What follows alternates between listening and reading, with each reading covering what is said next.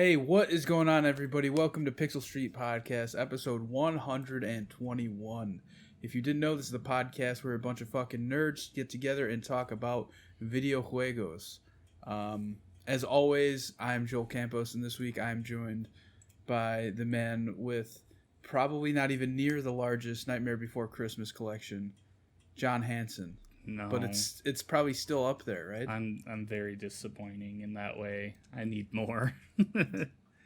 Did you ever get those new statues that you pre-ordered? New statues? Or I don't know what it was. You pre-ordered something from GameStop, right? Oh, and you couldn't get it because you were quarantining. Well, okay, so I pre-ordered a Jack and Sally statue of them standing on Spiral Hill last July or June when I worked at GameStop, and it just arrived last month. So it took well over a year to actually come in. I haven't picked it up yet because I'm having car issues now, but I'm out of quarantine. But yeah, I'm having car issues now, so I have to wait to get it even longer. But once I get it, I'll show it off. It looks pretty sick. I love it. Cool. Also joining this week is Connor, not a GameStop employee cop. That's me. I quit. I'm done. I'm out. I sold off all my stocks, and I just, decided it was time to leave. No, I didn't have any stocks in it. Are you kidding me? GameStop doesn't offer stocks. Yeah, buy high, sell low, right? Oh, man, don't buy it all. That's, from an insider, that's, it's bleak. Doesn't look good. So yeah, Connor's just been living the unemployed life. I have. It's kind of the craziest shit I've ever done. Because for the past 5 years, that's all I've done was like pure GameStop, and it kind of encompassed my entire life and drove my day to day. And for me to not have any of that now, it's weird, man. There are times where I'm really sleepy, and I'll panic check my alarms to make sure my alarms are set so I get up for work. But then I remember I don't have to work. I can just sleep to whenever I want, which John does anyway. But yeah, what time did you wake up today, John? Hold on. I'll let you know. Me and Connor were talking because I sent a message to the Facebook group this morning saying, hey, what time can you guys record today? And then Connor responded within minutes, and I was like, all right, well, basically it's going to be up to whenever John wakes up and responds. Yep. Because John could wake up anywhere from 9 a.m. to 4 p.m. on any I respect given day. it, man. I respect it. It's the life. I'm a loose cannon when it comes to my sleep schedule. Today, I woke up at 2:15 p.m. Oh, my God. Not nearly as bad as the other day, I should say, though, when I woke up at 5 p.m. Is that the day that you posted to YouTube at 3 a.m.? Was it? It might have been. No. You posted an article at 3 a.m. about zombies that me and Kenny helped you do. And that was the night. And I just couldn't sleep. I was up playing. We were playing Nuketown until like 2 a.m. Yeah. Okay. Yeah, I remember that. Yeah. Yeah, I have a messed up sleep schedule, and it's only going to get worse, I feel. When's the last time you saw the sun? It is crazy when you consider that one day that I woke up at 5 p.m., the sun was pretty much already set. So I did go it felt like 48 hours without seeing the sun. That was a really crazy experience. I can imagine. Yeah. Yeah. Yeah, but nonetheless, we are here to talk about video games. But first, let's get into some housekeeping, house cleaning, whatever the fuck you want to call it. Yeah, if you're watching the video, you can see our YouTube channel here. Go follow us on YouTube. Search for Pixel Street Videos there. We have a sweet 23 subscribers. John just posted this Black Ops Zombies Let's Play. He talks a lot about the Zombies mode because he's been covering it a lot in his writing. So definitely go watch that if you're interested at all. If you're on the fence about getting the game, definitely go watch that video. Little known fact, John is a Zombies master. He's some would say he is a zombie based on his sleeping habits. Let's just be real here. But yeah, definitely feel free to check it out. That's where you can see our podcast every week, some unboxing videos we did on the new consoles, and this fucking dope Halo Infinite statue unboxing I did. That's at 311 views. Too bad. I think none of those people subscribed, but it is what it is.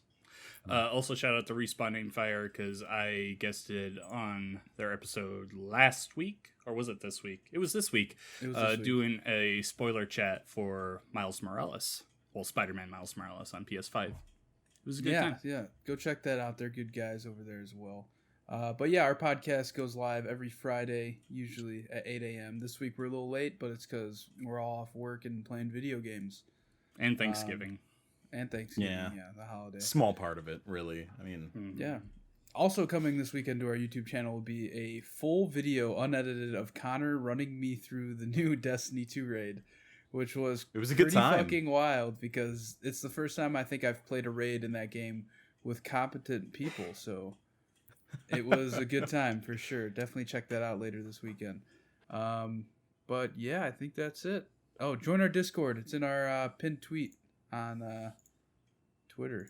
Yeah, Twitter's where tweets go. And check out our one fleet that we sent out last week. You can't Why is see it called anymore. Fleet? Because it's a tweet, but they had to have something that like sounded like tweet, but wasn't a tweet. FL, is that supposed to mean anything? It's Fruity Loops. Fruity Loops. It's a music production joke. Sorry, wrong crowd. I know Fruit Loops. Toucan Sam. Toucan Sam's running Twitter. Oh my god, that's who it is. He bought it. The rapper Toucan Sam. Well, I mean, to be fair, they had to name it something that's not stories, which is what Facebook and Instagram have.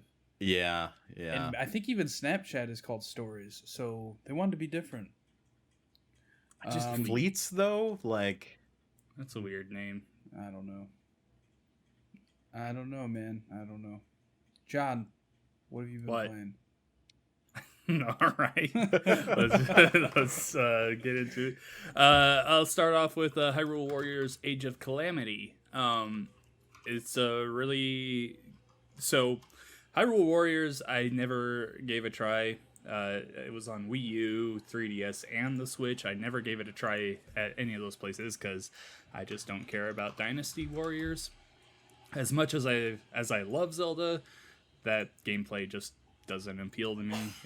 It seemed kind of boring and just I just looked away from it. But when I saw that Age of Calamity is a prequel story to Breath of the Wild, I'm like, oh yeah, I'm getting in on that. And yeah, I gotta say, I really enjoy it. It's everything I wanted this game to be.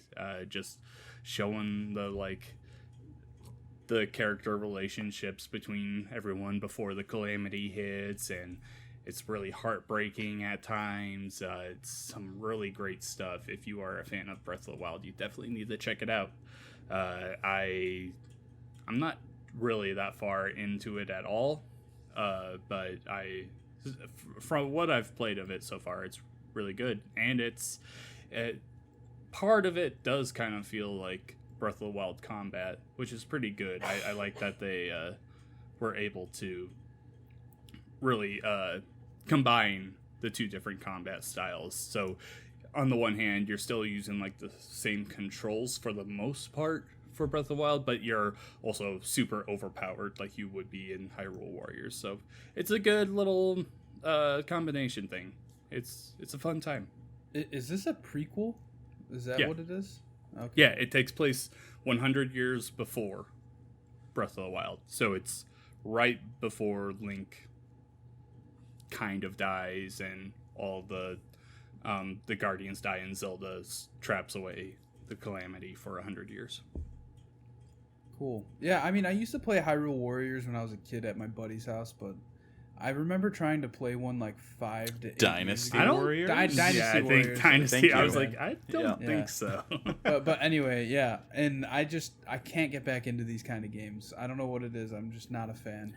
Yeah, the last Dynasty Warriors game that I played would have been, like number 3. Dynasty Warriors 3, whatever console that was on.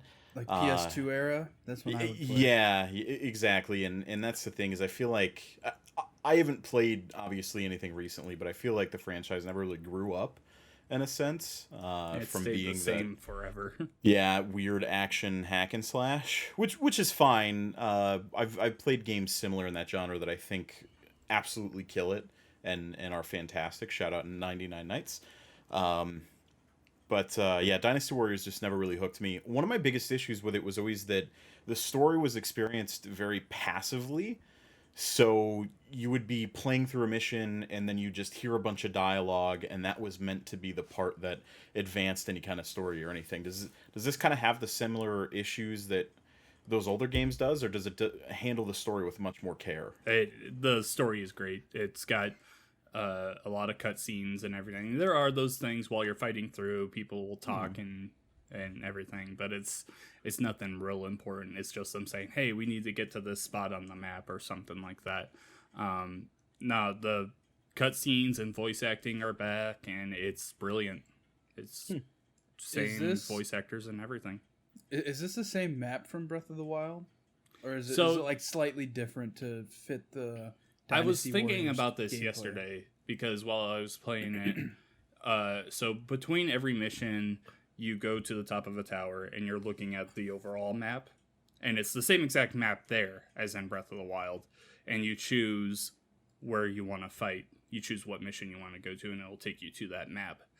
And I did Zora's Domain yesterday, and it felt very similar. I would imagine that there are some differences there, but I couldn't really tell. It feels right. I'll just say that. They probably did make some alterations and everything to make it fit, but I nothing so outlandish that I noticed. Cool. I don't think I'll ever play this game personally, but I mean, I think it's cool that they kind of took, Breath of the Wild. It's like the same exact art style. I'm watching a video of it now, and that's pretty cool that they did that. I'd heard a lot of great things about Hyrule Warriors, but never got a chance to jump around to it myself. I did hear that the combo system was very fleshed out in the first one, and that the combat stayed relatively interesting. Do you find that to be pretty similar for this title, or is it kind of that same generic hack and slash with not much depth? I think it's mostly hack and slash, but I think it really does depend on what characters you're playing as. Sure. You have multiple characters in each mission, and you can switch between them on the fly, and you can also command them to go to certain areas of the map, and while you go to another. Yeah, they all have their own moves and everything, but it comes down to the same thing. Your quick attacks are Y, your heavy attacks are X, and you just keep pressing Y until you press X to finish a move. You press R to pull up the runes. So the bomb, magnesis, stasis, and the cryo one. So all of those are there for every character, at least as I've seen so far. But it's all like different variations of them. So like Link, when you do the bomb, he like pulls out like 5 and just keeps chucking them ahead. With Zelda, she pulls out the tablet, and she makes this giant walking bomb that when you press attack, it just fires off bombs around it. So they're all different and everything. So for that part, I like it. But if you're looking for like a deep combo system, I don't think there is any. Have you played any co-op with this game at all? Because it is 2-player co-op, isn't it? I don't know. I've only played it solo, and that's really all I plan on doing with it. There might be some kind of co-op in there, but knowing Nintendo, I bet it's bad. Yeah, their online servers are always a nightmare. Mm-hmm. So this is unrelated to the first Hyrule Warriors game that came out, right? Yeah, that game was just like a spin-off kind of thing. Like they had Linkle in there, which is just a girl version of Link. More of a crossover than anything. Yeah, and it had a whole bunch of characters from the different Zelda games. So, yeah, at some point I might give it a try. But yeah, I specifically jumped into this for the story connecting to Breath of the Wild, hoping that it will kind of hold me off until Breath of the Wild 2 hopefully comes out next year. Please. Fingers crossed, baby. Fingers crossed. I hope so. Yeah, but it's great. It's doing everything I want it to, at least. That's cool. I'll go next, I guess, because both of my games I think are games that are on both of your lists. But the first one I'll talk about is Call of Duty Cold War. I've actually been playing a lot of these past few days, especially because Really? Nuketown came back. Yeah. Oh, sure. Yeah. So, and I just love Nuketown, and it's double XP weekend, so I figured I might as well grind it out while I can. Absolutely. We played a little bit. Yeah, I mean a little. We played for like 3 hours the other night. No, it's only like an hour. No way. That's not possible. When I look at my before we did that, I hadn't even touched multiplayer. I have over like a day's worth of time in zombies, and you can go to your combat record and see how much time you've put in each mode. And my multiplayer is just over an hour. Gosh. It's funny because it also has like a graph, a circle graph, and it's like that much is multiplayer and the rest is zombies. But Oops, all zombies. Either way, I've put a lot of time into just that 24/7 Nuketown playlist. Something about that map, I love it so much. Nuketown's great, man. Yeah. It's no matter what game they've brought it back in, it's been fantastic to play. Which is all of them.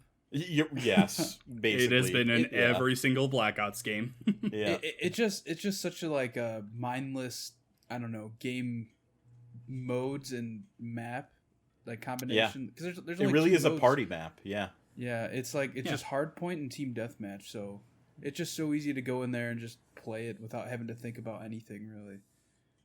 But yeah, I enjoy it a lot. I don't know. I've been pretty positive in my KD on it, so I'm pretty happy about that. I haven't touched. Yeah, mine was pretty good too. We both did pretty well the other night when we played. I think we only lost once or twice. Yeah, only a few times. I haven't done any multiplayer in that game whatsoever yet. I fired it up the other day. I put it on my list because I played about 2 hours or so of campaign, and I'm kind of working through that first before I get anywhere else. I just got real burnt out on Modern Warfare because that game is fantastic, and I don't know. I don't feel an itch to jump back into a competitive multiplayer game based on Call of Duty quite yet, but that campaign's real interesting. They really swing for some stuff. I don't think they land on all of it, but giving you the optional missions to go through, similar to how Infinite Warfare did with their like choose your direction narrative or whatever they had going on. It makes for an interesting experience that I wasn't expecting out of Call of Duty. I'm not far enough to have any like great impressions on it or to speak real highly of it or anything, but what I'd played was at least interesting enough to keep me hooked. I will say, though, that game is a monument to being extra. Everything it does, it is like balls to the wall, energy drink, action movie, nonsensical bullshit as far as the campaign goes, and I'm kind of into it. Hey Connor, I would like to introduce you to the Call of Duty franchise. For listen, 15 years. Sure, and I totally get that. However, this one really, really goes after it and chases it in a way that I didn't quite expect. And at first, it doesn't land at all, and it just kind of comes across as forced and campy in a way. But as you kind of get further into it, it mellows out the story and sticks with a tone that I think is one of the best ones they've struck in a while. As long as it can manage to maintain where it's at now throughout the whole experience, I think it'll be a good campaign for the most part.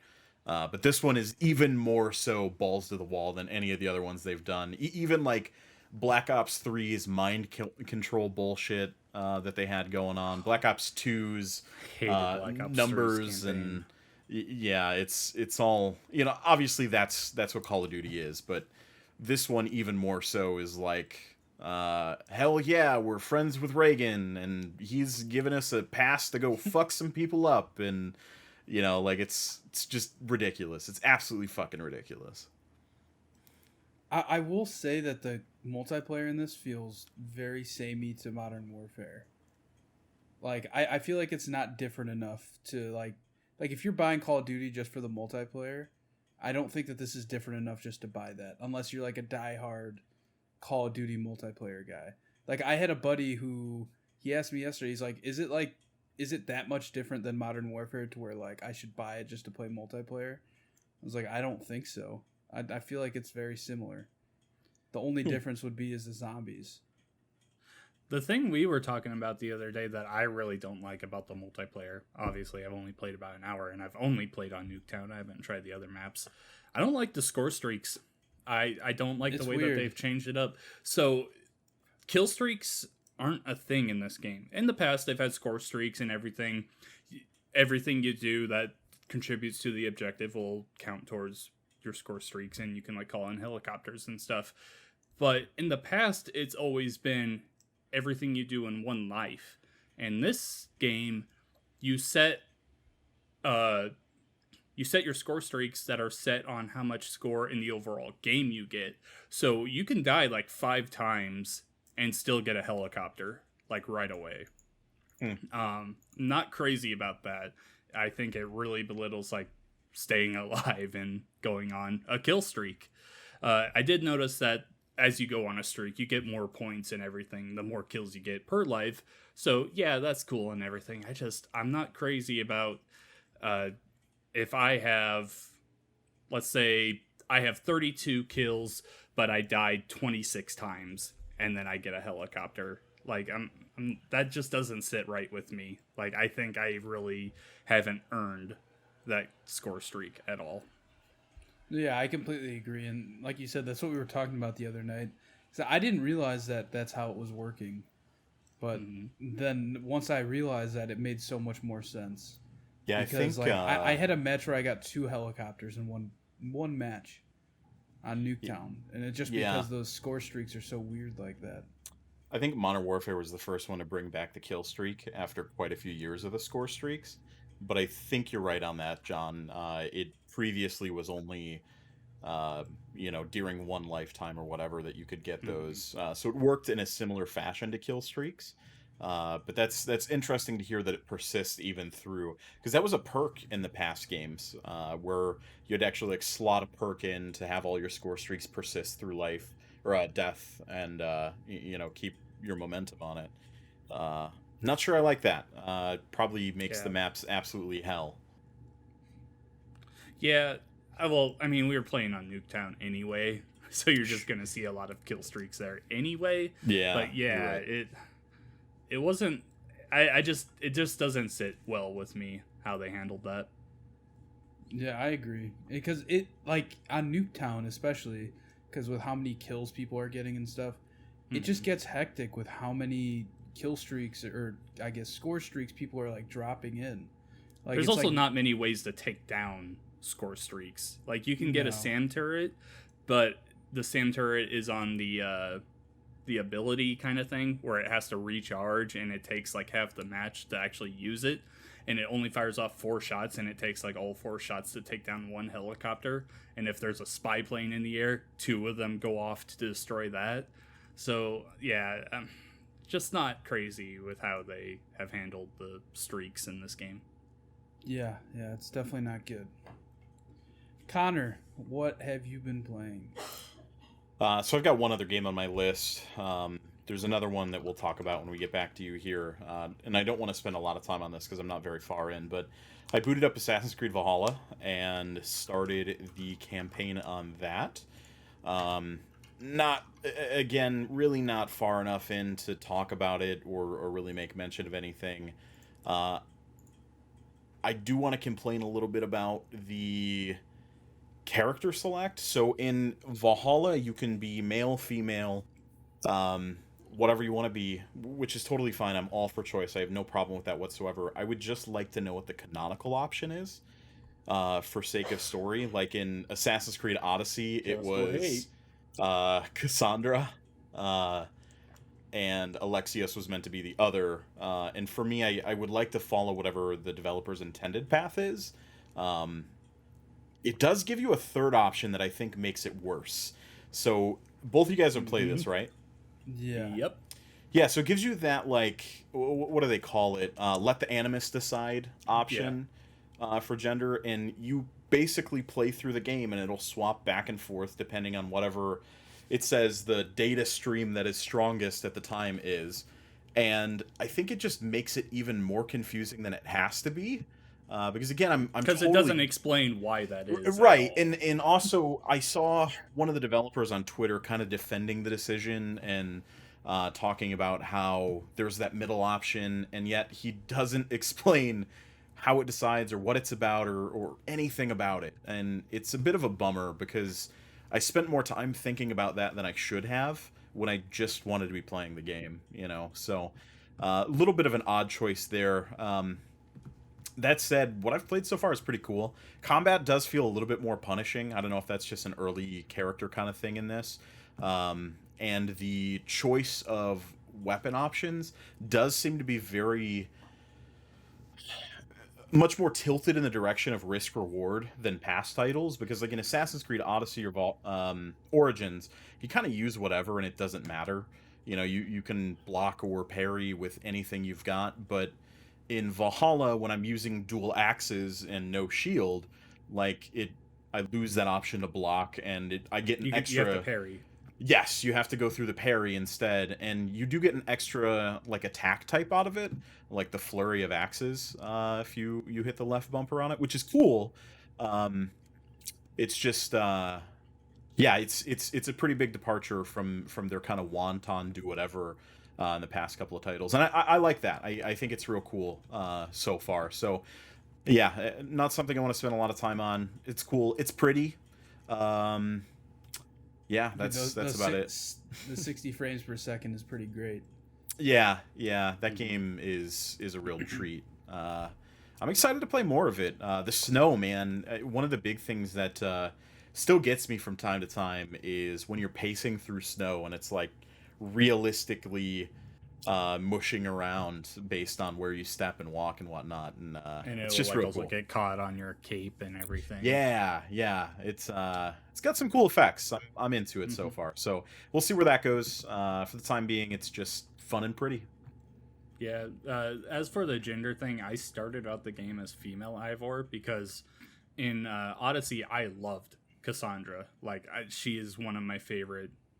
She's not even really an assassin, but she's one of my favorite antagonists in the series, and I thought her story was great and everything, but female Ivor just wasn't doing it for me, so I switched to male Viking. It seemed to fit the story and everything a bit better. I also love the very beginning of the game where before you choose, you're playing as Kid Ivor, and it's a kid that you can't really tell is male or female. I thought that was funny. I was like, okay, I see what you're doing, newbie. yeah, being very nondescript with it. I appreciate the attempt, but I would just like to... If you're not going to give me full control of the options and full control of the choices, then I just don't want the choice. I think the difference is in Odyssey, the story really mattered more about who you chose to play as Alexios or Cassandra. In Valhalla, either way you play, you're doing the same character. They try to ham fist both into one, without giving any kind of meaningful change between the two, which I understand. Obviously, design wise, that's the easier thing to do, but it is a bit disappointing, especially when Cassandra was fucking incredible. That performance was so good. Yeah. The performances in Valhalla are not nearly as good as Odyssey. I think the combat and the stealth is much better in Odyssey as well. In Valhalla, I'm playing as a Viking. I feel like it's so much more like they're pushing you to be more of that upfront, I'm gonna bash you in the face kind brutal of person. Brawler. Yeah, a real brawler and everything. And I just feel like everything with the game, I feel like, is a downgrade from Odyssey. I'm not saying it's bad by any means. I've really much enjoyed Valhalla, but I don't know, that I just remember enjoying Odyssey so much more. Do you feel like this is something that popped out to me almost immediately when I was playing it, and you guys might have some feedback on it, but the ship navigation just doesn't seem as detailed as it was in Odyssey and Origins. Like just commanding a ship. Well, I guess Odyssey specifically, but there's just fewer options of control. You know, you've got like half sail, full sail, so on and so forth. The longship is literally only there to take you to raids and that's Yeah. it. Right on. It's So it not doesn't there serve for much combat purpose. or anything. Okay. Yeah, Right on. I wasn't that's sure how literally big of a all it's part for. that played in the game. As I was kind of Yeah. shocked to see how much of a step back it was. Yeah, as Yeah, far as I there's know, that there's no nothing to like it. ship battles or anything like. in Nope, there Odyssey, isn't. so- You can't upgrade it at all. It's just Yeah. literally jump on the ship. The camera will turn around so it can load in your crew, and then go to where you want to go on the river. Hmm. Yeah, I never. The only time I use it is I call it in when I want to go raid something, Mhm. and then I just. You don't take even it have to to do the- that. You can Yeah, I know. actually you can sneak into a town, and Mm, I think hit the- it's left on the D-pad. You hold that down, and you can just scroll to raid. And like, say you're, I do this all the time where I'll be on a mission that takes me somewhere, and I see a building that's like, oh, if I raid, I can do that. I just do that, and then she pulls out her horn, blows it, and then automatically your whole crew is attacking everyone in the village. Yeah. Oh, sorry, I'm It's- yawning here. Yeah, But yeah, it's a. I don't know. I enjoy it for what it is. it's good. Yeah. I just think Odyssey's better. Oh, I completely agree. Yeah. But yeah, they're definitely bringing back some of the stealth mechanics from older Assassin's Creed games. I don't know how far you've gotten in, Connor, but like you kind of meet these assassins, I guess. Yeah, I Are haven't they- been that I far. think they are assassins, right, John? Yeah. Those two guys. They don't tell And they- you, but they're wearing Yeah. the same hoods. They talk about Wink, their wink. order. They give you have the the hidden knife blade. on their wrist. Yeah. Yeah, they cut off their ring finger. Like Yeah. these are very much assassins, but they don't tell you. Yeah, they just say that they're like a part of a brotherhood or something. Mm-hmm. But yeah, and they bring back some of those mechanics where you can like blend in while you're walking in crowds and put your Yeah, I hood think up, there's which- specifically the like priests that you can blend into as well. So it's Oh, like okay. a throwback to the first Assassin's Creed. So yeah, they're bringing some of that stuff back, which honestly I feel like they're not going to go all the way back to like how the old games work. Because I think these more recent ones have been more popular by like the general public. So I Mhm. think they're just kind of sprinkling in some of this stuff to kind of, I don't know, appease some of the people who played older ones that have kind of steered away from it because of what it turned into. But I don't know. We'll see. John, what else have you been playing? Nothing? Where are we at here? Is it back to me for my second one? Yeah, you can go ahead. I've been playing zombies. Big surprise there. Yeah. John actually showed me a bunch of Easter eggs in zombies the other day. Mm-hmm. Yeah, check out our YouTube for my gameplay on zombies, and also check out gameper.com where I have written up so much stuff on zombies, and I actually have a feature and a tips and tricks guide coming out within the next few days here. Cool. The other game I've been playing is Destiny 2. Like I said earlier in the podcast, there's going to be a video up this weekend of Connor just fucking running me through the raid, and it was way quicker than I thought it'd be. It was under 2 hours that it took us to do it. The new just raid as- too. Yeah. Yeah, the new one. Yeah, was it Deepstone Crypt? Is that what Deepstone it's called? Crypt. Yeah, released last Friday, so about a week from today it's been out. It's fantastic. It's real good.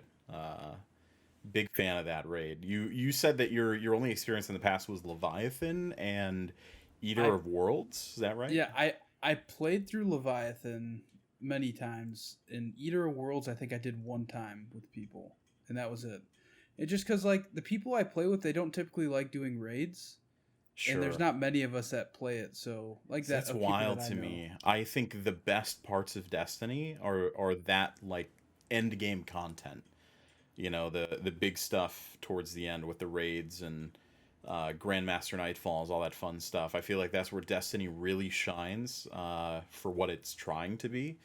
And it's such a shame that a lot of people don't go to experience that. If anybody gets a chance to, you know, LFG, ask some friends, jump in with people you don't know, give it a shot. I don't think you will regret it. They really just knock it out of the park with all that stuff. It's fantastic. We had a great run too. Like you said, like under 2 hours. We were all kind of screwed around the whole time, just having a blast. Joel died to some fan blades in space, which oh was my real God. exciting. It was literally Connor was like, yeah, you can go now, and I jumped, and then I just fucking died immediately. Just got slapped, and then you repeated the same thing. It's fantastic. It happens, but yeah, I mean, I think the raid's really cool. I enjoy it for what it is. I don't know. I feel like there's a lot more stuff that I can learn from it because like I feel like you just kind of showed me like, the kind of the intro to what I can know about it. Like there's many harder roles that there are inside of it for sure. There's a lot of moving parts in this raid. There's a lot of cool stuff going on that I think they really outdid themselves with, and that's where I think raids are really the funnest is when you start getting these clockwork pieces moving back and forth, people running all kinds of different roles at the same time. It's just an absolute blast, and if you get a good group of people that don't get salty easily, it's a fun time. Yeah, I think that's kind of why I haven't really done raids before, is because I feel like every time I've tried like an LFG, there's always just people that get pissed off, and it just gets frustrating for everybody, and then people get mad. Those people suck. I hate people that, they post an LFG thing and they already expect you to know everything to do and when to do it, and like everything's got to be perfect, otherwise they throw a tantrum. Those people suck. They're not fun. Yeah, I'm definitely excited. I know you said you'd be down to run some more raids, some of the older ones that I have not done, so I definitely want to hop in and do those. Cause John's been playing a little bit too. He doesn't want to talk about it because it's not Overwatch, but he's been playing a little bit too, and maybe we can get a raid together with both of you, and we do a quick videotaping of that and have it a good time with it. I think it'd be cool. Yeah, let's do it. John's not committing. Yeah. He's like, yeah, just give me the gear I need. Just give me it. I don't care. I don't want to grind. To be fair, if we do an older raid, you're probably already ready for it. Yeah. Right? Joel, I started and I couldn't do damage to anything, and everything was one-shotting me because I had a stupid mask. No, I was just playing. All I did was turn it on after the update, and the way they've explained it to me is the mask I had on was a holiday thing, and after the holiday, they lose all their power. You had the Festival of the Lost mask on? He did. So after Beyond Light launched, it automatically took anything in the game and made it a base power of 1050. However, seasonal items are only supposed to be temporary, and they technically dissolve after you're done with them. He still had his seasonal mask equipped, so he was like 938, and everything was immune. He couldn't damage anything. He couldn't touch anything. And he was like, I keep shooting stuff, and nothing's dying. What the fuck? Yeah, it was great. Stupid. Oh, my mask isn't powerful, so my gun doesn't do damage. It's so stupid. It's fantastic. And then once we finally found out... Yes, yeah. Once we found out what was going on, we had a good chuckle, and John got rid of his mask, thankfully. So, and then deleted Destiny. Honestly, I wouldn't be surprised. Yeah, then we played for a few hours, and I only went up like 10 power or something, whatever it's called, 10 light. You're just not playing hard enough, man. You're not. I was doing everything you were telling me to, Connor. But yeah, we should definitely get together and do one of those old raids. John, you probably don't need to get better gear to do that, because I think that the requirements are much lower. Definitely, yeah. So yeah, let's try and do that soon. Maybe this weekend, who knows?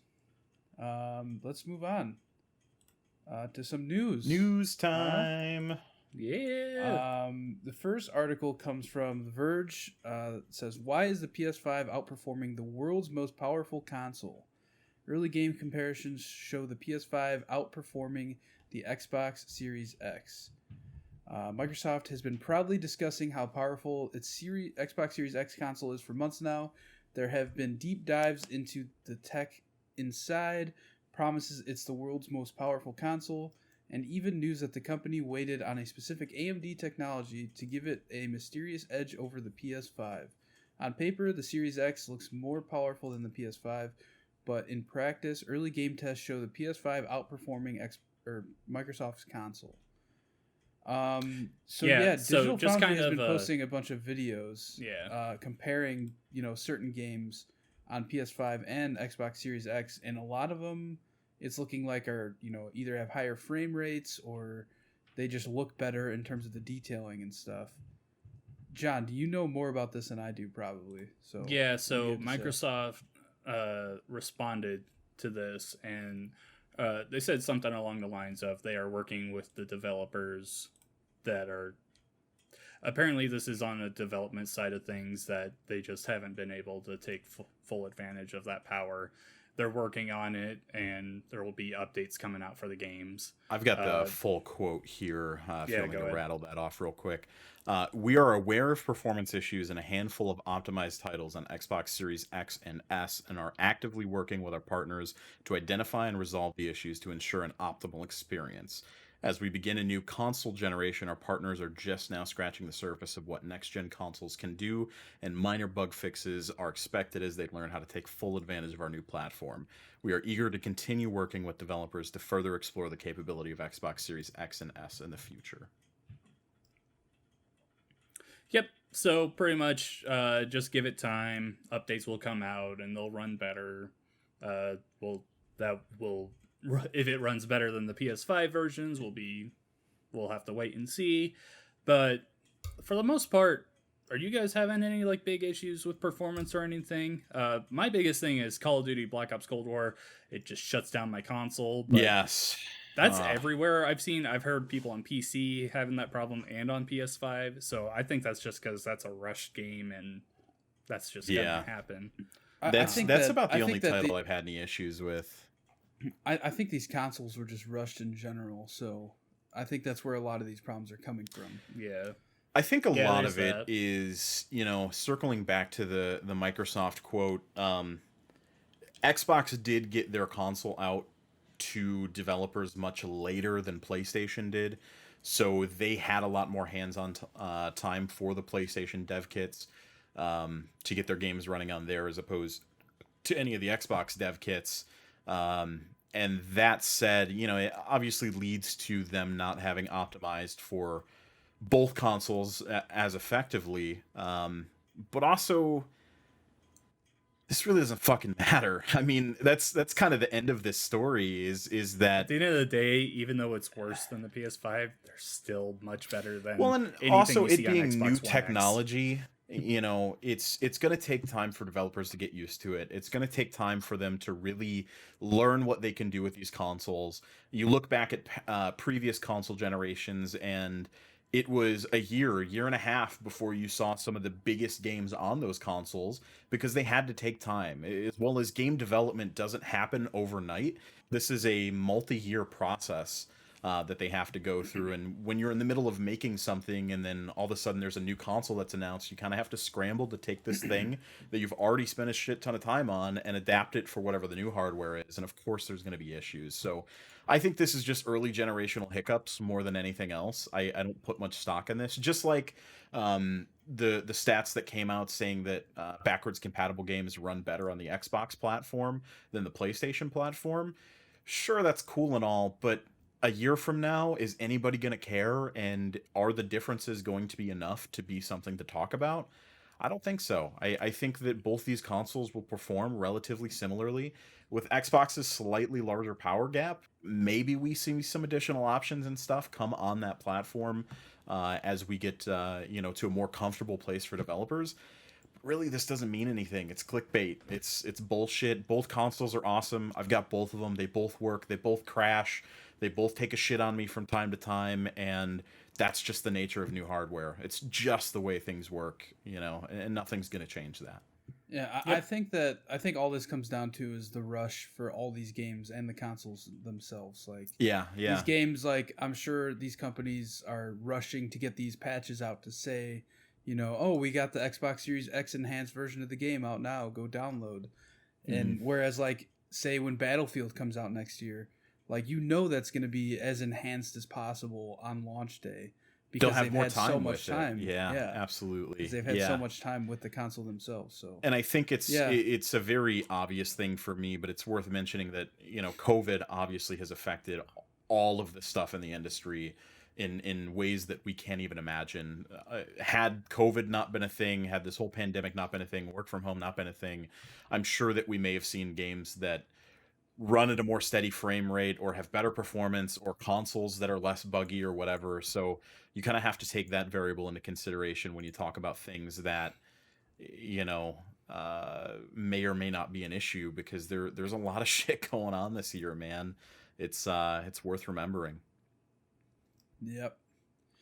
Moving on, John, you want to take this Pokemon news? Yeah, so this year Pikachu returned to the Macy's Day Thanksgiving Parade, whatever it's called, and Pokemon tweeted out a little bit later, "Need one more thing to be thankful for today, trainers. Our Pokemon 25th anniversary celebration kicks off in 2021. Boys, it's been 25 years since the first Pokemon games released. Wow. I just want to know, what do we want to release next year? Like, what do we want out of this celebration? Because when you remember... Sorry, go ahead. I was just going to say, when you look at the Mario 35th anniversary, obviously pandemic really affected it, but we got quite a few games coming out. I really hope that we get something good for Zelda next year too. But what do you want out of Pokemon? So I remember in particular they... for the 20th anniversary, I think they had a whole, like for the cards, they had a whole like Pokemon, I think it was called Pokemon Generations, where it was kind of a new take on those original, 151 Pokemon, was it? 151? Was it 151? Yeah, it was 151. Yeah, you're right. Mm-hmm. So that, I think they had like new art and kind of brought in some old art as well for those Pokemon cards. So I'd imagine they're going to do something similar for the 25th anniversary. And have some sort of like, you know, I don't even know what they're called, like their next set or whatever it's going to be around that time when they're promoting the 25th year. Pokemon cards are huge right now, man. People are full back into those, harder than they've ever been. Absolutely. Before I quit my retail gig, I had scores of regulars that would pop in constantly, seeing what our latest stock was on Pokemon cards and just buying them, hoping to pull the next Charizard or Pikachu. The big one right now is from Vivid Voltage. It's the Pikachu VMAX, and I think it's like $300 for just the one card if you happen to pull one. It's just you know, all these influencers and brands are jumping on the train and opening Pokemon cards. So I think that absolutely you're going to see a bunch of Pokemon card stuff. They can't get that stuff out there fast enough. I just hope it's some cool stuff, like you said. You know, give me some kind of different twist or different spin on things that we haven't seen before. It'd just be real cool. Yeah, I totally agree. For me, I would love to see... I want to see a remake of Diamond and Pearl. I think that would be real cool. You know, some kind of high level like Alpha Sapphire or Mega Ruby type thing of Diamond and Pearl. I think that's been rumored for a little bit of time now, and yeah, that'd be real cool. Those are some of the most popular Pokemon games, or Gold and Silver. I mean, you know, give us the hot 3DS. Stuff. Yeah, but it's... I mean, not remake, but just release them. Like, that's really all I want. It's just the original re-releases on Switch. Like, can you imagine a Pokemon collection, you know? Mm-hmm. Yeah. Like, I just bring them over from the 3DS, you know what I mean? Yeah. Those digital versions. Because, like, it's literally honestly, the same control scheme. They've essentially written off the 3DS at this point. Mm-hmm. So, like, if they put it on the Switch, like, the player base there is absolutely massive. Mm-hmm. And they could get so many people to pay, well, I think it was $9.99, right, per game? Yeah. I'd do it. Yeah, I own them so many times over. I would do it again. I would buy Pokemon Crystal in a heartbeat. Gosh, absolutely. Mm-hmm. Yeah, I for sure would buy Gold and Silver just because, like, I have a 3DS, but I'll be damned if I'm charging the damn thing to play Pokemon. Right? Yeah. But my Switch is always on the dock, so hell yeah, give us it. Let me play it on the big screen. Yeah. We also need to remember that Pokemon Snap is set, or whatever the new one is, new Pokemon Snap, whatever it's called. That is set to release. I think they originally said 2020, but we haven't heard anything about it, so that's obviously going into next year. We also have that MOBA Pokemon game that's coming out. Yeah, for phones and Switch. Weird. That is really weird. I'll give it a try. I'm sure Pokemon Go will have a big thing. Oh yeah. Yeah, we're getting in on that, Joel. For sure. Oh yeah, Deep diving in. We're gonna start a fucking wiki page. Absolutely, we're gonna make a side channel for just Pokemon Go. I think I'm good. But yeah, I want re-releases. I'd be fine with a remake of Diamond and Pearl. That's one generation I never played, so I'd be totally down to give that a try. But yeah, just pretty much bring everything from the 3DS Pokemon related over, and I'd play that in a heartbeat. Oh, and Pokemon Puzzle League, bring it back. Give me the N64 thing that they have for NES and SNES on Switch, and put Pokemon Puzzle League on there. Do you think they continue their expansion? I think they'd be crazy not to, but for next year, do you think they continue their expansion into other media, like the Detective Pikachu movie?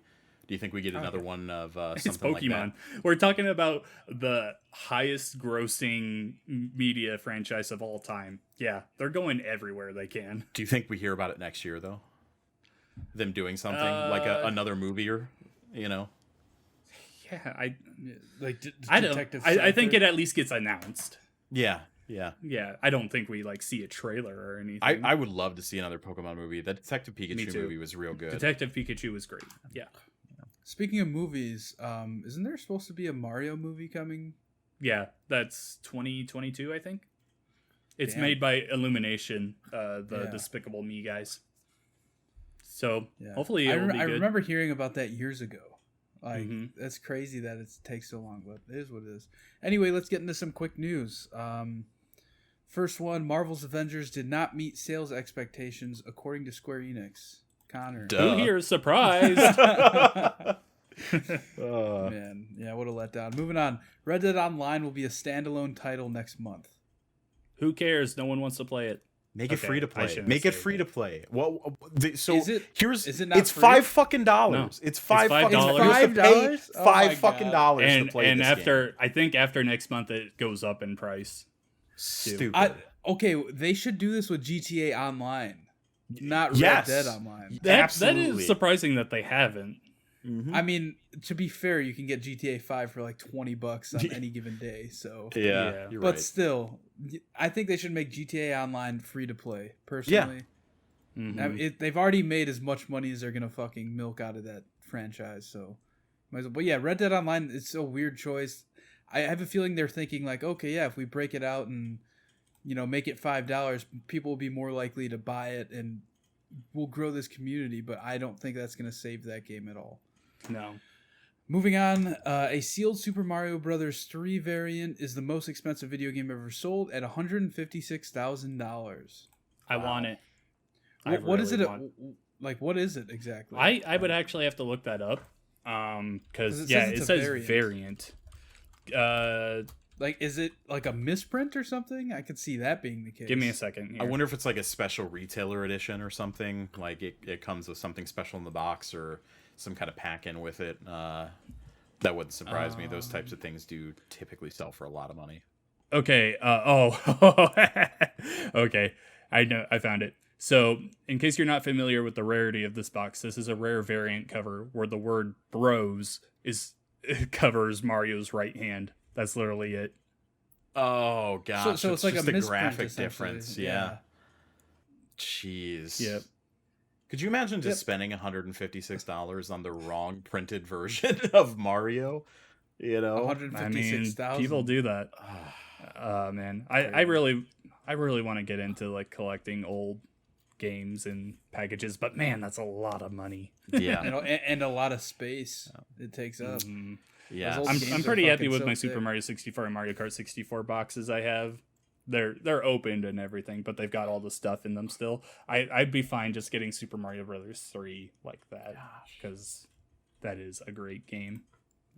Moving on, CD Projekt Red is promising investors that Cyberpunk will be releasing December 10th. I'll believe it when I see it. I can't believe we're still talking about this. Like it's like a week away. Like I can't see them delaying it anymore. Yeah, I'm we also very thought that when they went gold. Yeah, that's the thing. I'll believe it when I actually fucking play it. That's the only time that I'm gonna accept that game is out, is when I actually get to sit down and make a character and play that game. Anything other than that, I don't believe. I'm just going to take it at face value, you know? One thing I want to say about Cyberpunk is this is a huge fucking buzzkill that the next gen patch is not until next year sometime. Yeah, yeah. I kind of feel the same way about Destiny 2. Their next gen patch is until December 8th, which is awesome that it's coming, but like Beyond Light's already been out and I've already played 99% of that content, and then it's going to come out. I feel like once you've done that new raid, you've essentially done most of what you can do. All it's going to be is like the new weekly updates and stuff. Right. Yeah. Yeah. Which, you know, again, still cool, but especially so in a game like Cyberpunk where I'm probably only going to play it once anyway. You know, I'm not going to restart it just to play it or wait just to play it with some kind of upgrade. If that was the case, I'd just play it on my fucking computer. Yeah, I know that, like, I was talking to a buddy, and he's like, yeah, but, like, it's a game that you're supposed to play, like, a bunch of times through to see the different stuff. I'm like, personally, for me, like... I got time. I play an 80-hour game one time, and then I never go back, just because, like... I don't care if every time you play it, the story is different. I'm only going through that one time. Yeah. Completely agreed. Moving on, that is empty. I don't know who's typing there. Did somebody erase something? Yeah, dude. Connor. I didn't erase anything. I'll go to the next one. Yeah, you did. Your marker's on it. It Yes. was pretty much Sony's promising an answer to Game Pass coming in the future. Okay. I clicked there because I saw it was blank, okay? And it was going to notify you, but now you look like an idiot. So continue. What's the next one? You're an idiot. You deleted it. Next one is Cuphead, The Delicious Last Course is delayed to 2021. I mean, of course it is. We're a month away. Yeah. But at least after, when was it announced? 2 years ago now? 3 years ago? Like 2017, man. Yeah. No, 2017 was when the game released. I think in 2018 was it? Okay, it was the year after. Announced. Yeah. Yeah. I'm just glad we finally heard something about it, because we haven't heard anything since that E3 where they actually announced it. Mm-hmm. Yep, and there's a Cuphead show coming to Netflix, right? Point. I'm really excited for that. Yeah. I'm sure that's contributed to the delay of this in some way. No. Absolutely I'm not. sure it has. I'm sure Absolutely. it has. The game makers aren't the ones making the show. Yeah, but you think that they're not, like, contributing to the show at all? I'm sure they are at some point, but it's like, oh, okay, we've got the story so you can't say that they're No! Whatever, Joel. Yeah, John, give us your goddamn 20 questions. Okay. Go. Is it a video game? Yes. Okay. I'll start this because Joel's a madman. Did it release after 2000? No. Okay, so it released before 2000 then.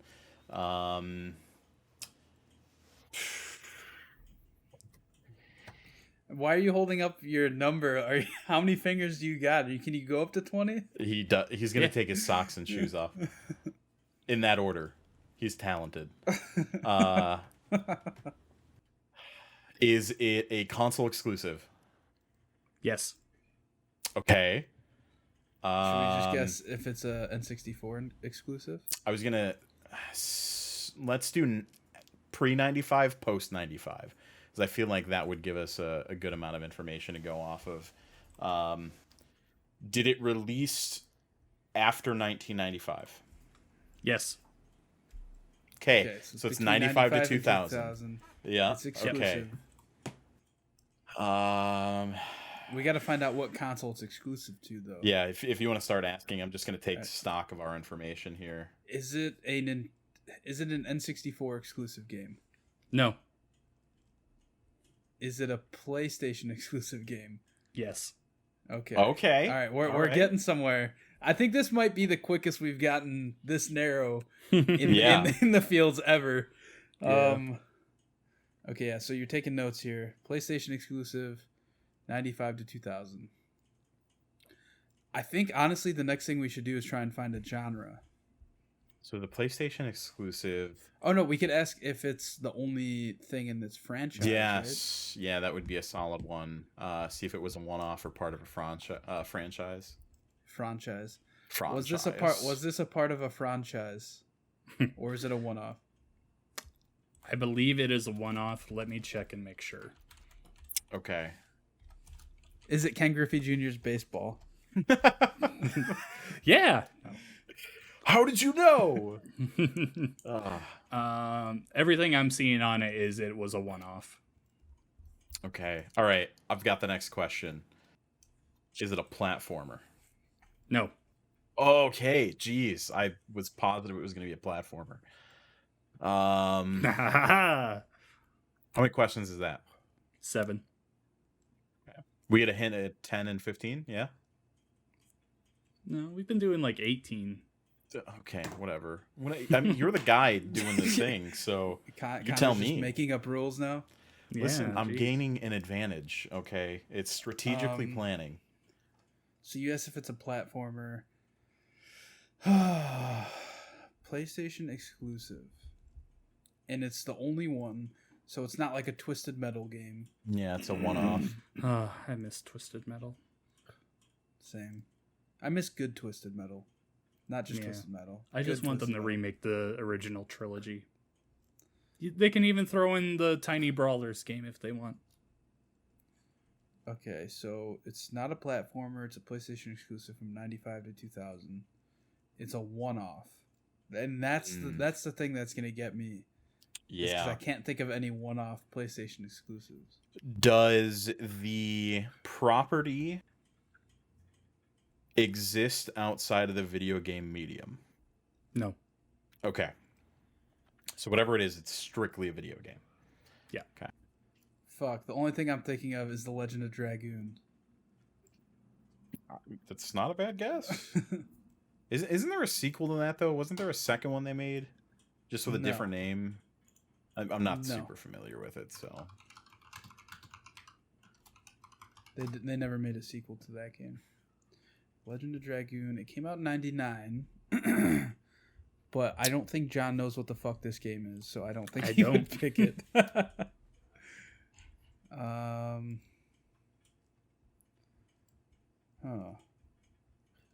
Not The Legend of Dragoon. Fuck. Probably narrow down genre a little bit more here. Should we ask if it's a sports game? Or a shooter? Let's... I'm trying to think of how else we can narrow this down.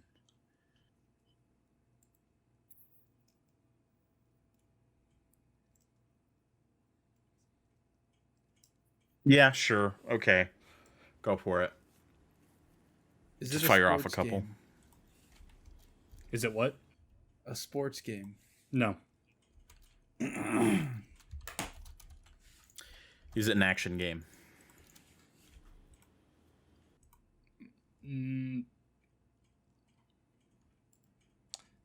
I wouldn't.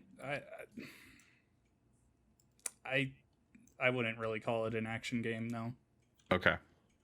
What about fighting game? Should we guess that? You could. I just don't think he would pick a fighter. You don't know my life. Is it a fighting game? No, I wouldn't pick a fighter. Yeah, I knew it. See, I fucking knew it. I had to ask. That's 10. So it's not a sports game. It's not an action game, but it's borderline action game from his response. Yeah, I'd say it's like borderline, but no, that's not the focus. Stop it. I'm trying to think of more genres. I'm just trying to think of exclusive games.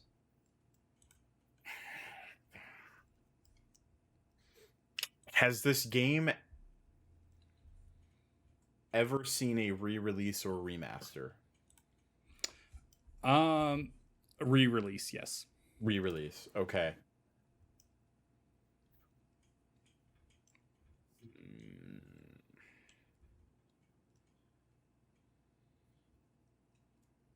And it's strictly a video game. It's a one-off.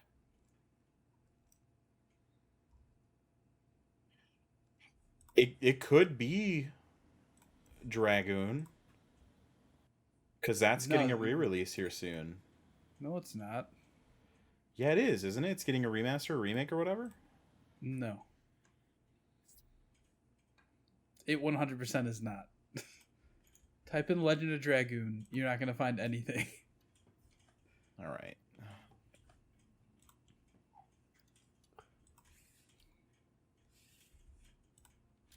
Fine, you win this time. It had a re-release. He already did Tomba once. So That was he me. wouldn't do Tomba again. Oh, that was you. Yeah. And that actually, oh, is that the game that like kind of had a sequel but got canceled? Yes. Yep. Yo, I don't know. I got nothing. Let's run through some questions here. Is it a... Was it well received? / popular? Was it popular? Are you talking financially or critically? Critically. Yes.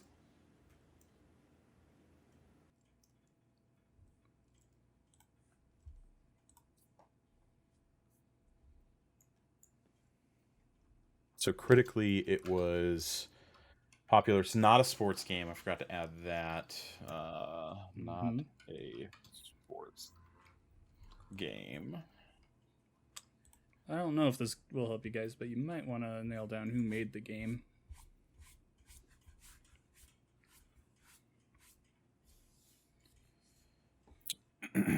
Was it made by Sony? No. What if My I did other that guess- and said yes? What if you what? What if I gave you guys that hint and then said, yeah, it was just a Sony game? Ugh.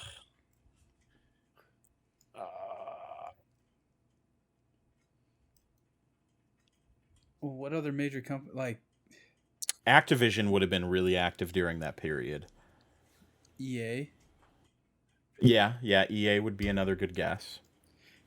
What if John just said that just to fucking have us use our last 5 questions on just listing developers, and it's just some Joe Schmo? Scott made it. It was never even fully released.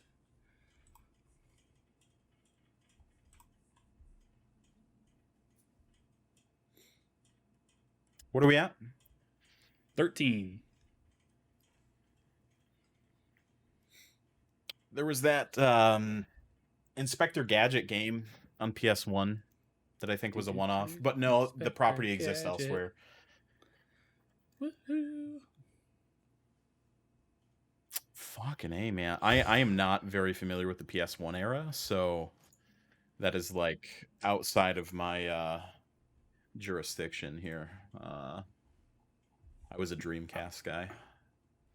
The thing is, we don't even know what kind of game it is. Yeah. It's kind of an action game. It's partially an action game. It burn some questions, man. Go for it. Whatever you got to bring to You the got table. 7 questions. Dude, I don't know. Oh. Okay. Okay, what? You got nothing? No, I'm gonna burn one here. I was thinking of games that existed only on there. No. So just to clarify something you said earlier, the property is strictly a video game. It's not like something that was adapted to a video game. Yeah, only video game. Okay, I was gonna say the Animaniacs game. Oh, such a good game. That would have been a good one. Yeah, Such a that would have good been game. fantastic. That was Genesis and Super Nintendo, though, I think. Oh, sure. Yeah, I think I remember playing that on Genesis way back. I barely remember the Genesis, but Very good game. That I remember. It might be awful. we know it's not a fighter, right? I don't know if we... Oh, yeah, we did ask. Yeah. It's you not asked. a fighter. Could try racing game.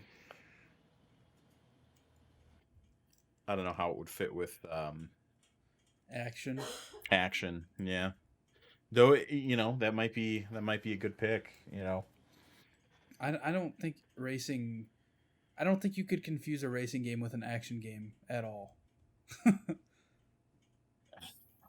Well, depending if like it's got out of car stuff or not. John just shook his head no. So okay. So it's not. It's not a racing game though. Oh, man. It's not a sports game. How many do we have? You have 6 left. So he said we want to narrow down who made it. Should we just ask if Activision made it? Sure. Yeah. Did Activision make the game? No. Fuck. Did EA make the game? Yes. Okay. Oh, okay. We're getting somewhere. All right. So it's an EA game. And we still got nothing. Yeah, what did EA make back then aside from sports games?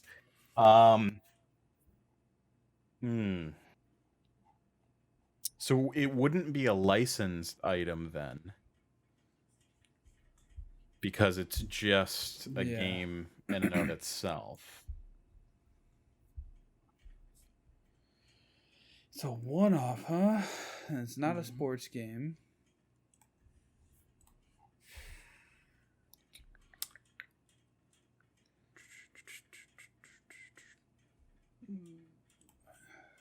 Any ideas, Connor? Yeah, basically Not a nothing, racing man.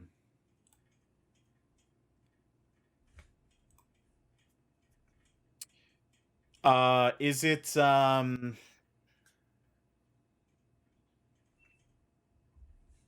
Jinx?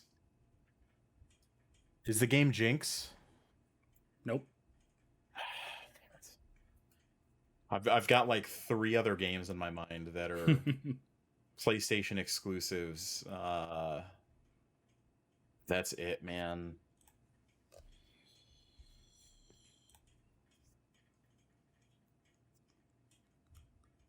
Yeah. Rest is going to be you, Joel. I've taken us about as far as I can take us. Do you guys want a hint right now? Hit us with a hint. Do it. Give us a hint. It's a shooter. Fuck. A third-person shooter. No, it wouldn't be a 007 game. Because that's outside of here, right? That's outside of games. Yeah. Yeah, that's also in 64. I mean, but there's other 007 games that were on PS1. Were there? I didn't know that.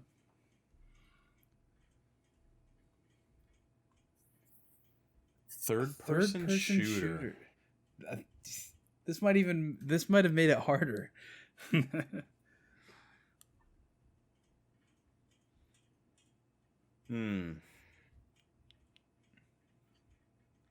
EA, you said, huh? Mm-hmm. You sure? You can look up a list of EA games if you want. Let's see. That's a lot of games, man. From 1995 to 2000. Fuck. How do I narrow this down? Do you want another hint that will cost a question? Sure. This game inspired MOBAs. All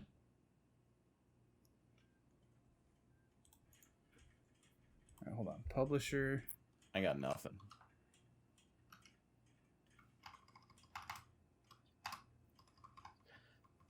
An EA third-person shooter that inspired MOBAs.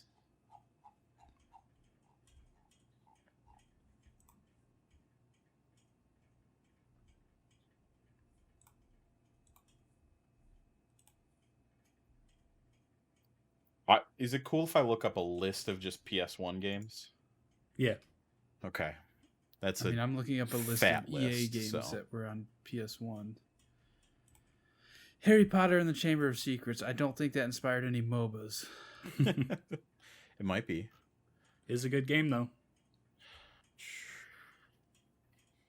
Yo, I literally have no idea. This list is so big. I know. There's so many fucking games. Okay, how many questions left? 2 and a guess. 2 and a guess. All right. Let's each burn a question then and just swing for the fences, I guess. EA game, third-person shooter. That's what's getting me, is the third-person shooter. I'm even looking at a list of EA games on PS1, and I can't find any third-person shooters that aren't, like, licensed.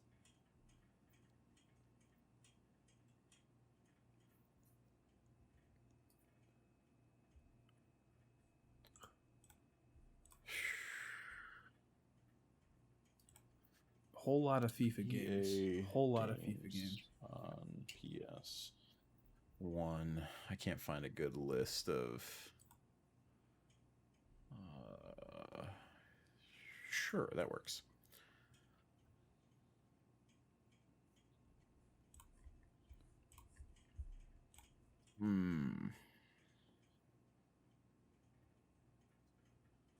It's a racing game. I'm like at the end of the EA list. And you've got nothing. Yeah. Burn a question then. Give it a go. I got nothing. I don't fucking know. What is this give up? Game? I'll never give up. I'm gonna burn 2 questions. Yeah, we're gonna get this. We're gonna get this. 2 questions and a guess. We've got it. I'm gonna read through this list and we're gonna pick out what sounds good. We're just gonna send it. Hold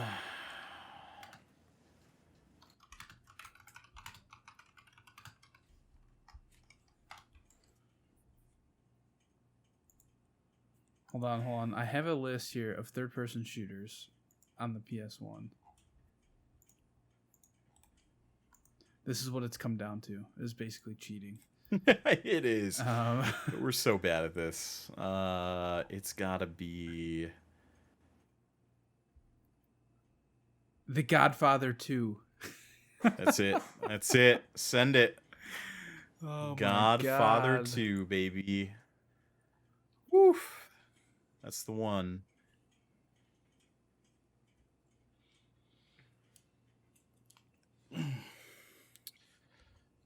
All right. Future Cop LAPD. Is it one word? No. Okay. It's more than one word. There you go. I burned my question and helped. Future Cop LAPD is a third-person shooter developed by EA Redwood Shores and published by Electronic Arts and released first for the PlayStation, then Mac OS, and when... Okay, never mind. Wait, it's something it had a re-release. Re-released, yes. Fuck. That's an important piece of information here. It doesn't help me at all.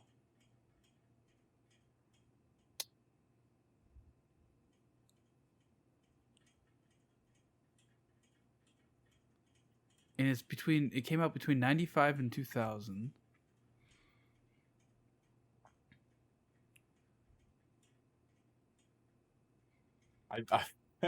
I've got these PlayStation 1 coasters. And I'm currently flipping through right now to see if I've got any awesome. good ones. I totally forgot I had these until I looked over at them. Oh, hell, man. I don't think it's an exclusive, but we're just going to swing for the fences, and I'll use the last question for a guess, and then Joel gets a guess. There's a game called Apocalypse. I don't know if that had a re-release. Developed by Neversoft. Oh, that's an act. Yeah, fuck that. That was stupid. My bad. I'll stop talking. Oh, that's good. Let's see, which ones of these are only... is this list just, excluding the fucking game? There's only, 4 games on this list that says that it's a third-person Would you like shooter. one more hint at the guess of your last... Okay. Yes. You've named it. When did we name it? Did we recently name it, or was it, question 5 we named it? When did you name it, Joel? I named it? Fuck, I don't know. Was it this fucking... It's not Future Cop because that's on multiple... That's on multiple things. It's on Mac and Windows. I'm trying to think of what we've named. I'm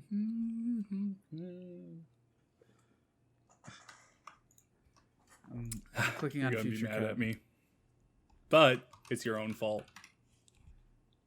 It is Future Cop, motherfucker.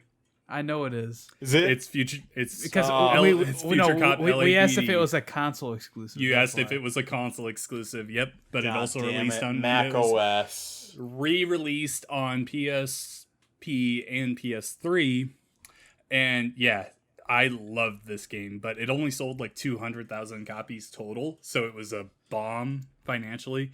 But a lot of people loved it, and the gameplay in it, if you look it up, is very reminiscent of like MOBA games. You pilot this big robot thing, and you can like transform into a vehicle and like race around and call in different units to attack bases and everything. It was a lot of fun. Yeah. Future Cop LAPD, huh? This looks like a mech game. It does. It's real mechy. That's cool. I'm into it. Yeah. Damn it. Really good game. All right. Well, we lost this week. We suck. But yeah, anyway, this has been episode 121 of the Pixel Street Podcast. As always, go follow us on Twitter at Pixel Street over there. You can see our pinned tweet where you can find all of our socials, including our YouTube channel. Be sure to subscribe there so we can get a custom URL. And our Discord. Join our Discord for Pixel Pal Party Nights, which we should be doing one soon because we kind of skipped the last one. we skipped it because we all forgot. Yep. But you know what? Everyone That's all right. forgot. Life happens, you know. You can follow me on Twitter at Campo63, twitch.tv/Campo63. John, where are you at on them internets? On Twitter, I am at Revic Shadows. You can also check out my writing on gameper.com. And Connor, what about you? Yeah, good people can find me on Twitter and Twitch under @TheRealBirch. That's Birch like the tree without the I, BRCH. Come hang out. We'd love to have you. Where can the bad people find you? They can't. All right. They're already in his house. Well, we'll be right back here next Hey, I'm week the for bad episode people. 122 of the Pixel Street Podcast. Bye. Cheers.